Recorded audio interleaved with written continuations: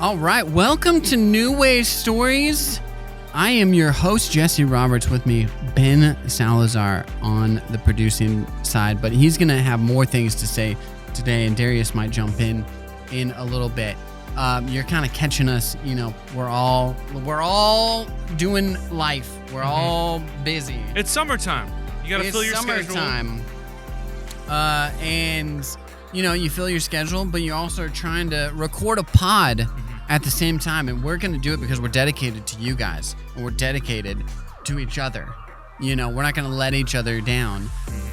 We're going to record NewWayStories, which happens to be a comedy podcast where we talk about creativity, comics, and cinema, and how those things can potentially make the world a better place, and if we like them and things of that nature. And if we like them is kind of the key subject today.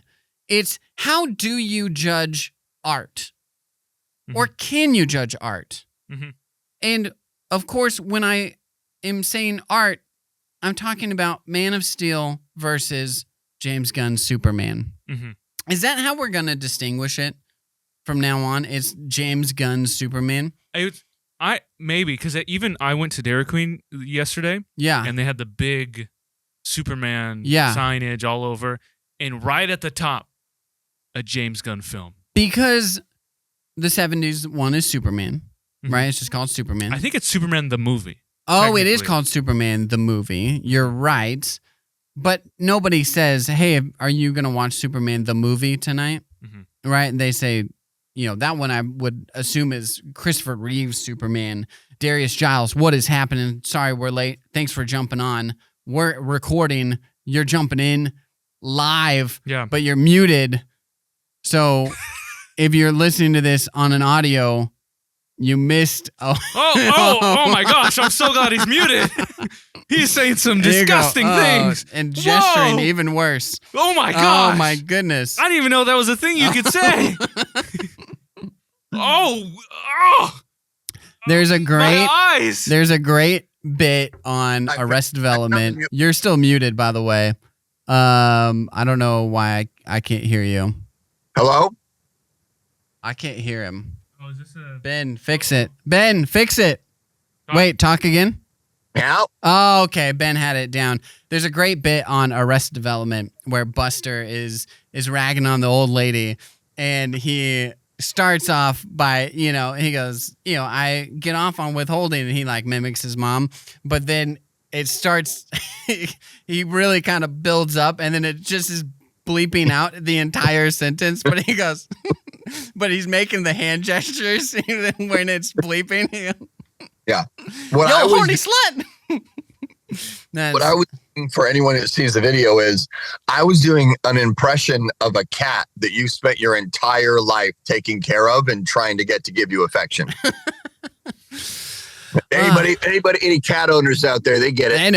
They know what I'm talking about. But we're talking Superman because we've officially all seen it now, and I'm the least dedicated. I was going to say, three. You said, you know, we won't let each other down unless your name is Jesse Roberts, and you took 2 weeks to watch this movie. Yeah, Not only did you take 2 weeks to watch the movie, this is the movie that like was announced that our first episode on. This is kind of a Sentinel episode for us. Am I saying that? Is that the correct word? Centennial?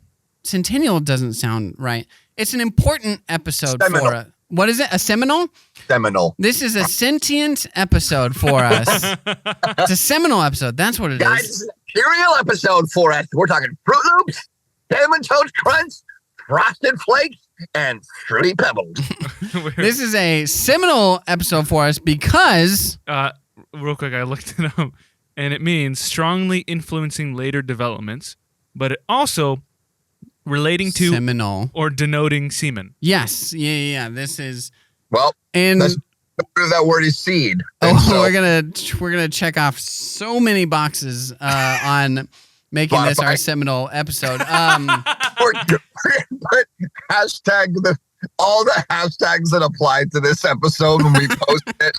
Hashtag the future. Hashtag seminal. Hashtag semen. Hashtag Superman.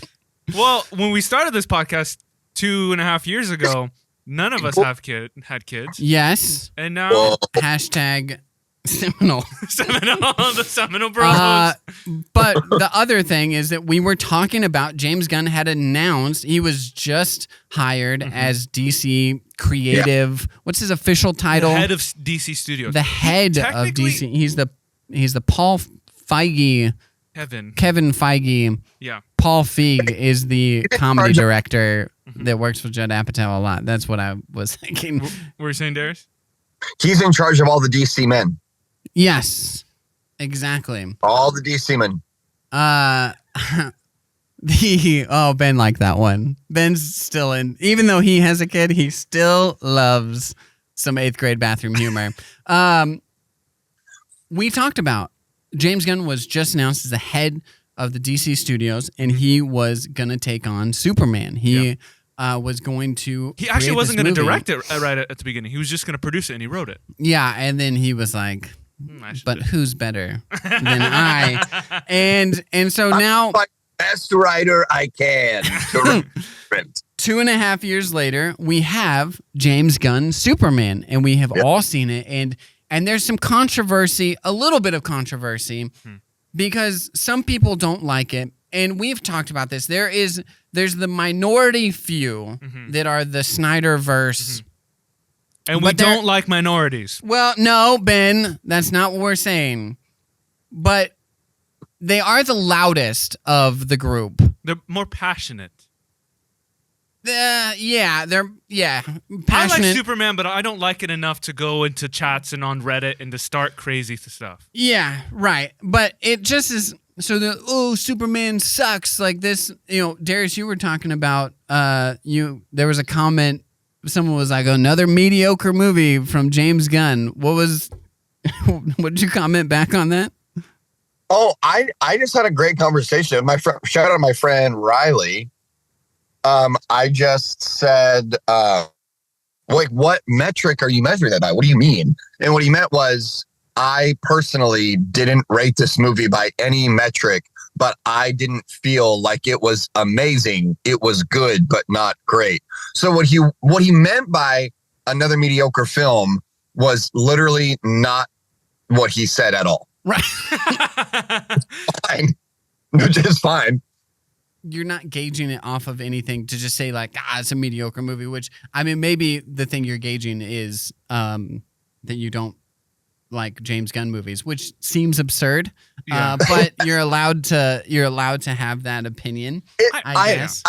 I don't mind his opinion. I just, and I don't mind what he said. It doesn't make sense to say this is a mediocre film. Right. You have to say, to me, this film was not my favorite. Those are two different things. Yeah. So I think too, that's a great point, that it's just like, hey, preferences, right? We're just like talking preferences, which does allow you, like, it allows you to like the Fast and the Furious franchise, right? If you are just like, hey, like, I know what these movies are, and I still enjoy them. All right, listen, Christopher Nolan. That's for me, with Rocky 3 through Infinite. Yeah. I know they're not great movies, but they're great. Like, and I want to see, Stallone struggle against Clubber Lang and Thunder Lips, R.I.P. Hulk Hogan, and Ivan Drago. And those are not good movies. The first one is a good movie. It won Best Picture. Yep. It is inarguably a good movie. Also, 3 and 4 inarguably are not good movies. But boy, are they entertaining, and I love them so much. You know what I mean? There's one person who I don't know. I don't think they have seen this movie because I told them to text me when they saw it. Is John Anderson? Yeah. And I kind of have a feeling that he won't enjoy it as much because I don't know if he is really a James Gunn fan. Yeah. And it's fine if you said this. It's fine if you don't like James Gunn, but like there was so much. This movie is made really well. Yeah. The story is really great, and I will even say this is. I forget who I was talking to, but I told him like, dude, this is the least James Gunn-esque movie that he's made. Yeah. He held back a lot. There's only one or two moments that I was like, that's James Gunn. Well, and I want to kind of get into that because I agree with you. I could tell that he's kind of holding back and doing quite a bit of self-editing. Yeah. Which lended to, I think, making a better Superman movie. Exactly, and not as much a James Gunn movie. Totally. And because he's not Star-Lord, right? He's not Superman's not Star-Lord. Yeah. People who are telling me that the movie's too funny can shove it up their butt. There's literally like 5 funny moments. Not that funny. There's 5 funny moments, and I thought that they were woven in. It was not like trying too hard. Like your one odd character is Green Lantern, and it's Nathan Fillion who pulls it off magnificently. He kills it. This movie's so good. It's so funny, but he's not like what? He's not trying to be, and like when Lois Lane's like, that haircut should be like outlawed or whatever against the code or whatever. Yeah. What does he go? I got 342 women who disagree with you. Like that is a joke that fits inside of the scene. It fits inside of the character that you're not trying too hard. Similarly, I always bring it up, but in the 4th season of Stranger Things, when they're trying to find music and they're going through Eddie's like metal, and she's like, I'm trying to find real music, and he's like, this is real music. It's an intense moment. It's a funny line driven from the character that works beautifully, and that happens in this movie. Yeah. Like even in the interview, like when they open the movie with the interview with Lois and Clark, like I would say that's more of an argument. It's like, funny. It's an argument. Yeah. But it's like it's in and out of like you're angry, you're making jokes. And like it's so real. Like if you were actually having that conversation with your girlfriend of 3 months, it would devolve into you're saying things that are not helpful. No. Right? No. Yeah. Well, I also think I know everyone's not like a typical stereotypical male, but when it comes to arguing, I am definitely a stereotypical male.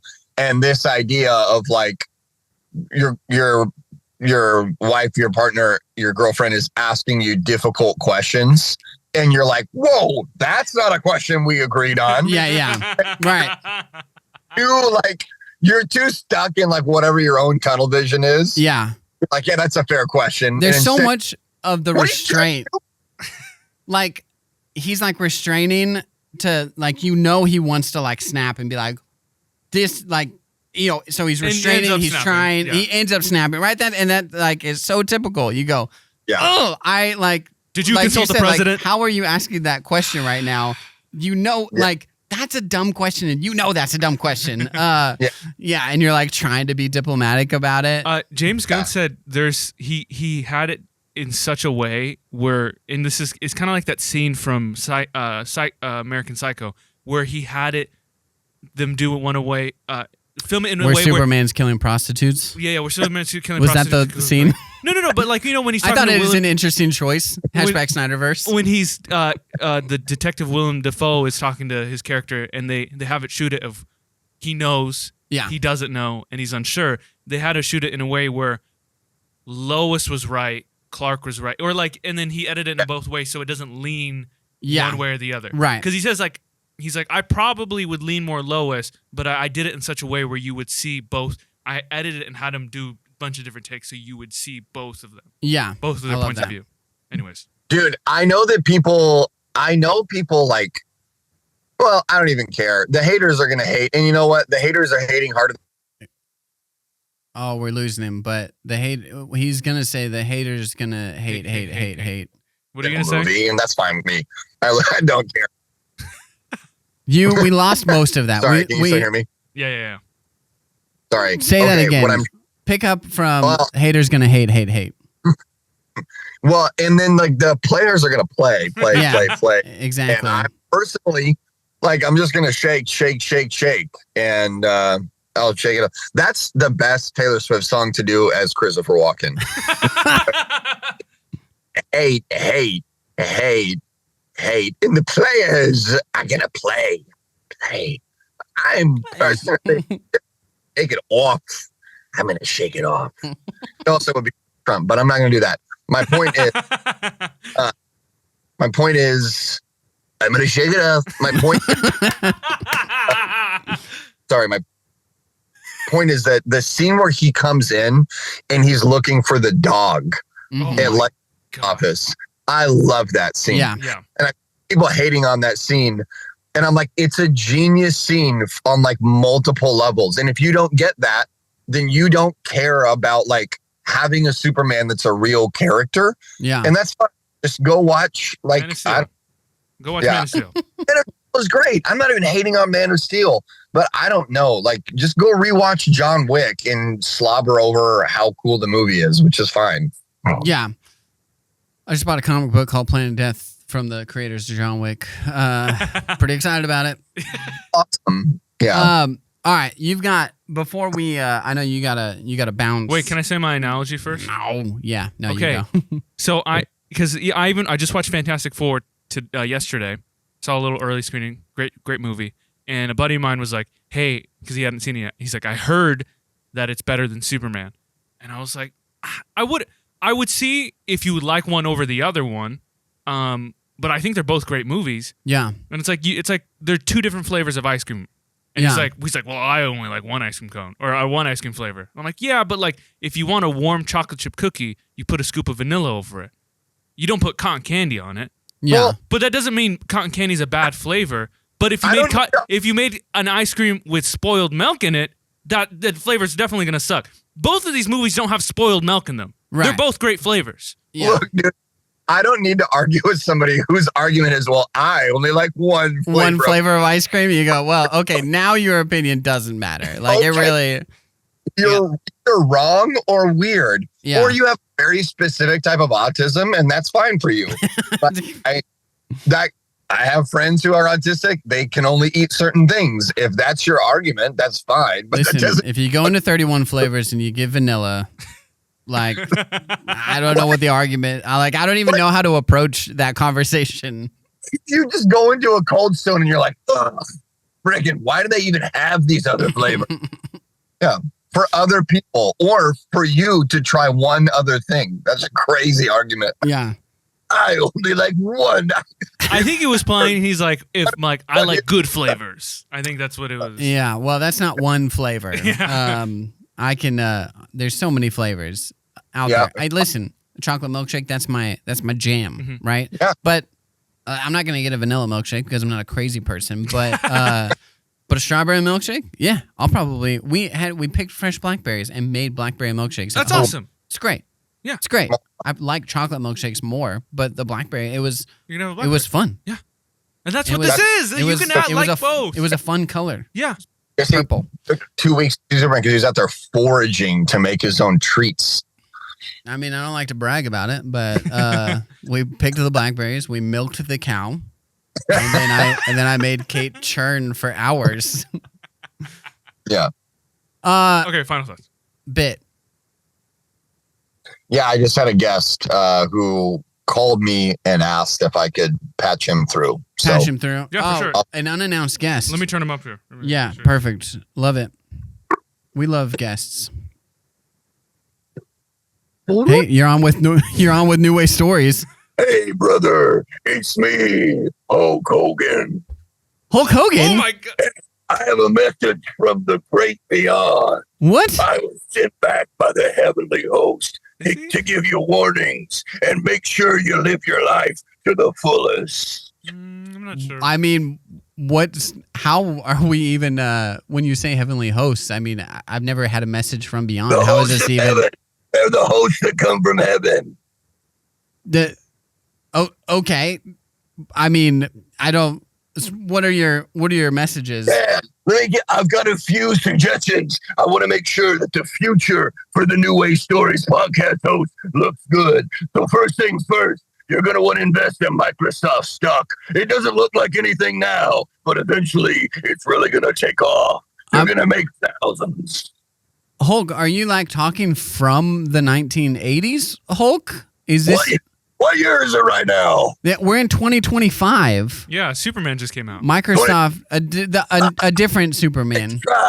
Nice try, weaklings. I can tell by your pencil necks that you don't even know how to read a calendar. You're going to want to invest in Starbucks. Eventually, it's really going to take off. It's going to be millions. Hulk, do you even listen to the show? I own a different coffee shop. Yeah. You're going to want to drink lots of Starbucks, man. It's the go juice that gets you going. Hulk, I don't even know if I can take you serious. You feel like you're in the 80s. Hulk, have you not even joined the NWO yet? No way, no how. There's only one job for the Hulk, and that's smashing and crashing. NWO don't mean nothing. Right now, all I gotta tell you is don't invest in Tesla. You'll lose all your money. One of these days, a man's gonna come around. His name is gonna be Elon Musk. Don't listen to him. You won't make any money. I was a little concerned that you had jumped back to the 1860s and were warning us against Tesla.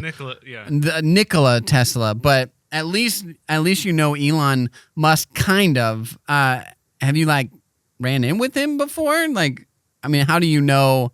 It's a long story. I'll tell you this right now. Don't trust your girlfriend with Elon Musk. There's a long history between the two of us, and we don't have good terms. I'll tell you this one last thing. Kids, stay healthy, eat your Wheaties, and do steroids. They're good for you. Make sure you look out for your future. Do you want to grow old and have great grandkids, or do you want to stay young and strong forever? I feel like both the Wheaties and steroids have been disproven. Disproven? All right. Sounds like we got a couple of nerds on our hands. Oh, what's that? Moses is calling me back up to heaven. Sounds like Michael the Archangel wants to leg wrestle again. I'm coming, buddy. Oil up those hammies. I'll be there presently. Hulk out. Whoa, okay. Hulk from the great beyond giving us some outdated financial advice and unfortunately some misguided steroids, just in case anybody is paying attention. Yeah. Steroids, I think, are not great for you. To be honest with you, he told me that he was going to tell you who to vote for in the next election. And I thought that would be funny. But all of that financial advice was completely out of left field for me. That's interesting. It's tough because I don't think Trump is allowed to run again unless something drastic happens. So I don't know if Hulk would know who to vote for in the next presidential election. Well, he was telling me he was going to say vote for Hulk Hogan. So I don't think he realized. Gotcha. He was probably going to say Reagan if anything, because it was the 80s. Being dead, to be honest with you. Yeah, it's tough. Even if you can get messages from the great beyond, it is tough to be president post death. You can ask a few of the previous presidents. And almost the one that is now. Ric Flair, not from the great beyond, but he tweeted out a thing that he was like, I'm shocked, right? This is so crazy. And I hear you probably didn't know, but Hulk is 71, has done steroids his entire life and probably was still doing it. When was the last time he was actually in the WWE ring? He was in his 60s and he looked equally as roided out. Hulk died of cardiac arrest at 71. People who don't do steroids their entire life have that happen to them. This can't be that shocking. It's heartbreaking or heart-stopping, if you will. But and obviously that message from him was not the most serious message. But obviously we love the Hogans, and we have sending our love to the Hogan family because we know them personally. Listen, Hulk Hogan has brought a ton of joy to my life. Thunder Lips is maybe one of the best cameos, celebrity cameos ever. Also, Mr. Nanny, is that what it's called? Early 90s film where Hulk Hogan had a kind of a fun little where he was is it called Mr. Nanny? Yep. Yeah, and he's like a secret agent or something. It has a 6% on Rotten Tomatoes. You better believe it. I loved that movie as a kid. Right? That's one of those things where you go 6% on Rotten Tomatoes. This is getting back into how we're judging things. This movie was made for 8-year-olds. Yeah, it's an absurd movie, and it's supposed to be an absurd movie. The bad guy fell off of off of a building and the pool was dry. And they go, how did he survive? And he has this huge afro from these old like pictures. And he goes, well, he landed like on his hair. And so now like the bad guy is bald with like half bald with a scar on it. No one in the writing was like, I think that this like Siskel's going to really like this one. Like, yeah, they knew their audience. So yeah, my final rating for Superman before I leave is I would give it, an A- as a superhero movie in general. I think it's a great superhero movie. I think it's a lot of fun. Maybe a B+. Like, I just think as a movie, it was really, really fun. I really loved stuff. It wasn't perfect. As a Superman movie, it's 100 out of 100. Yeah, it is the best movie. And I like the old original Superman, but this movie was far more entertaining. Yeah. Way fun, and frankly had a lot more heart. So as a super, it couldn't have been better. I think that James Gunn did so many of the right things to make this movie happen. I think that you had the tone of the movie, the like it felt a bit nostalgic. I don't know if you noticed, but the coloring of people's costumes and stuff were very 70s. I love that because reminiscent. They're all like kind of browns and oranges, except for Superman is blue and bright. You know, when Superman's in the shot, it's all bright. It's blue. When he's not, it's all the characters, literally all the characters. Lex is always like dark and corporate, but everybody outside of that is this kind of 70s vibe. And I think with the Mutant Mayhem, I was like, oh, when you're rebooting something, you have to lean into the nostalgia a little bit. They had John Williams' score like being revamped and in there. It's with a like guitar. It's like it's invoking nostalgia while creating something new. Yeah. And I think the other thing that he did well on a Superman movie is 30 years ago, this happened. 3 years ago, this happened. And 3 minutes ago, this happened. Superman lost the battle for the first time. Yep. The reason why Superman movies suck is because he's an unbeatable character until somebody has kryptonite. And then everybody has kryptonite. And you're like, okay, but it was like, this guy lost. And you're picking up the movie after he loses his first battle.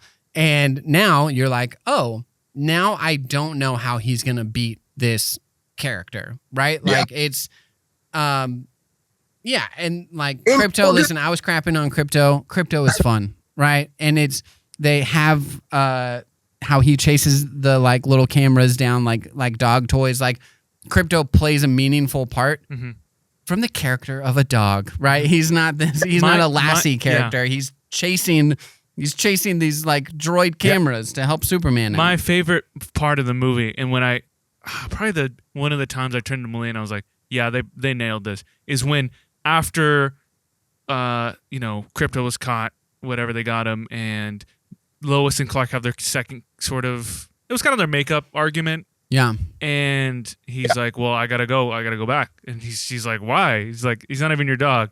Yeah, and he's not a very good one either. Right. Or he's not. Yeah, and I was like, but what he said, he's like, but he's probably alone and scared. And I need to go help him. And I was like, that's it. Yeah, they did it. Yeah.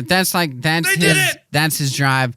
He doesn't like him. He does not like Crypto, but he has to go help him because he needs help. And that's Superman. I love the like. You think your identity is one thing and you question it, and he's like got the message from the Krypton parents, and then it like changes and it's the parents from Smallville, which, dude, I was like, I saw the movie alone, and also I was the only one to make it through all of the credits. I like looked around, empty theater. I watched a matinee Thursday at noon. But when he's like talking and his dad, I'm like in tears when his dad is talking to Clark, and that scene, it's so good. James Gunn knows how to make you cry. Yeah. It's bringing heart, and I think that the thing that is best about James Gunn movies is that it brings heart to absurd movies. And that's like something that I want to do with like Rat Race and stuff. Like I want to bring heart to an absurd premise. Like you have Alien. Think about Lois and Clark towards the end of the movie. They're having this kind of heartfelt moment, or not, I guess it's midway through the movie, but they're like fighting an alien in the background, and it's like that's just like a dimensional thing. A dimensional, they've got it, no big deal. And I loved that. Like, listen, hey, outer space is out there, like, but it's not a big deal. So there's that element to it, but it's like they're having this heartfelt moment where he's unsure. He's like, I don't know how it's going to turn out, but I got to go do this. With this thing happening in the background, it reminds me in the essence of When Harry Met Sally, when he's telling his best friend that his wife is divorcing him, and they're caught in the wave at the football game, and so he's telling him these dark, like terrible things are happening in his life, and intermittently they're standing up to do the wave. It's genius. Like it brings heart to an absurd moment. I bet James Gunn would be super happy to hear you make that comparison. That's a great comparison. The thing for me that James Gunn does this perfect is he's a storyteller, not a just first and foremost, he's a storyteller before he's a movie maker. So for this podcast, that's like we'll call it a filmmaker. He's probably not a Nolan that's going to get can jump in and out of superhero movies that's going to get an Oscar nominee. So, and maybe one day he will make an Oscar movie, but like you're right, it's his conviction is story is at the top of the totem pole. Yeah, everything else is under that, and I just respect that. And he knows that the greatest human stories that connect to us as humans are stories about our identity and our connection to each other. And so those are in all of his films. The part that you cried at, it's about his identity and it's about his connection to his dad. Yeah. The part of Lois, they're about their identities, who they are. Lois is punk. Superman is hope punk. Yeah. And it's about their identity and how they connect to each other. Those, like, even like Jimmy, his stupid, silly side story is about his identity. Yeah. He's a womanizer and he doesn't know how to connect to all of the women that want to get with him. It's funny because he doesn't look like a womanizer. Yeah. But it also is like just a genuine, like, it's about his identity and his connection to other people. And like, dude, Cara L's movie is going to be so good because about her. People are like, I saw people online, they're like, a drunk Supergirl, not for me. And I'm like, okay, well, your whole planet gets destroyed and there's only two of you left. How do you cope? Right. And you're the one who saw it. Supergirl was she was older than Clark at the time. Yeah. Clark was a baby. So she witnessed all that. She was actually raised in Krypton.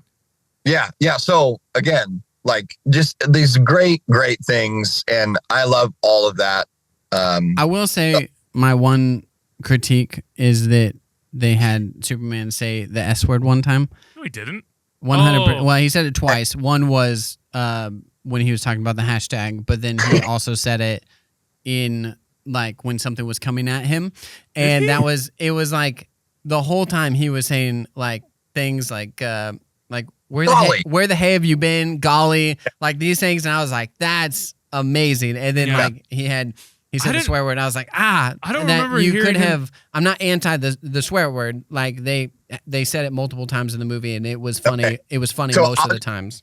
So I see where you're coming from, and I don't think I can't say you're wrong, but my grandmother got saved and became a Christian later in her life, in her like mid to late 30s. Mm-hmm. But that was before I was born, and so my mom grew up with like an unsaved version of my Mama Joyce. Sure. And I grew up with a fully super Southern, super Christian version of my Mama Joyce.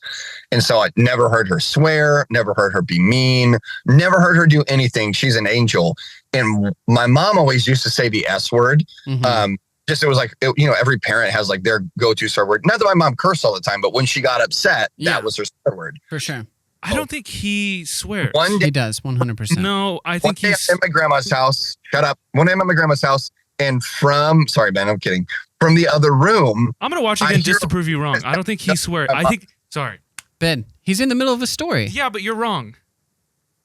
Let him finish his story. This guy. Sorry. Jeez.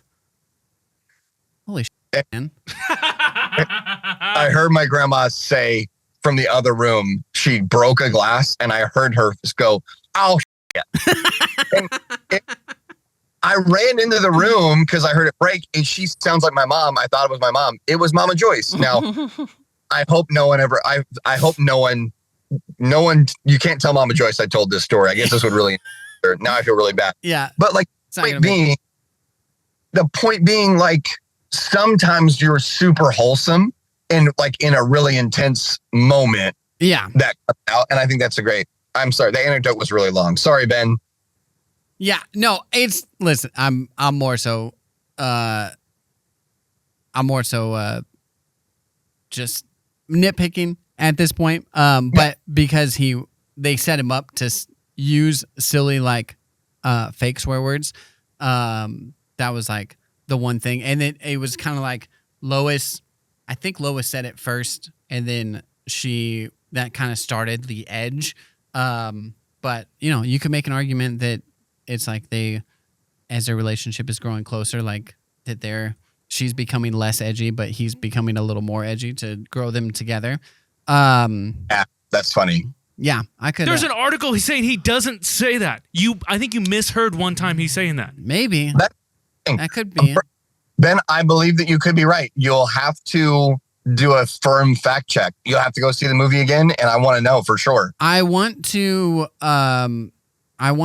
actually was thinking about this. I want to make a top 10 swear words used in movies moment.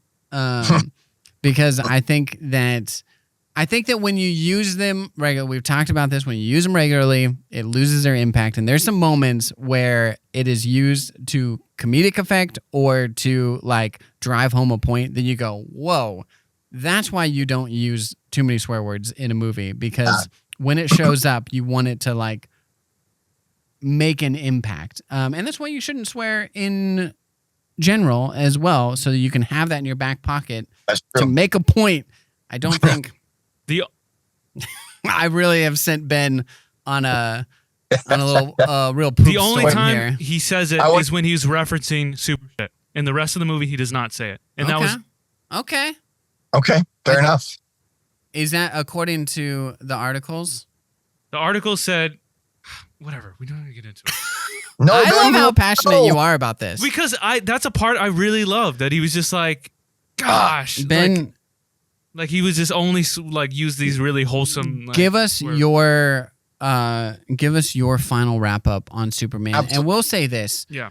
Before you do that, when we're talking how to judge art, Superman, comparing Man of Steel and Superman. Mm-hmm. I thought, man, I wish that I had an analogy to compare this to myself. And I thought, what about, it's like comparing, I thought this out, it's like comparing apples and oranges. They're both fruit. Mm-hmm. They're both superhero movies, but they're completely different. You can enjoy apples over oranges or vice versa, but you really can't say this is a distinctly better fruit. That was just something that I had thought of, and I thought that I'd get it out there for you. Man of Steel is kind of like, an apple. It's got bruises and stuff on it, but Superman, James Gunn's Superman is kind of like an orange. It's like, light and refreshing, and you feel better after you eat it. But you can't compare the two. Sorry, yeah. Ben, give us your final thoughts. Whatever. I like the movie. If you really want to know, you can text me about it. I gotta go. Ben. Eve? Ben. Bye, Ben. Hey, guys, this has been New Way Stories. The more controversial. We didn't expect it to be controversial, but it is. Email us your thoughts, newwaystoriespod@gmail.com. Thank you guys so much for listening. Go watch Superman. It's great. Fantastic Four. We'll be talking about it. And, go judge art. That's my call. All right, guys. We'll see you next week.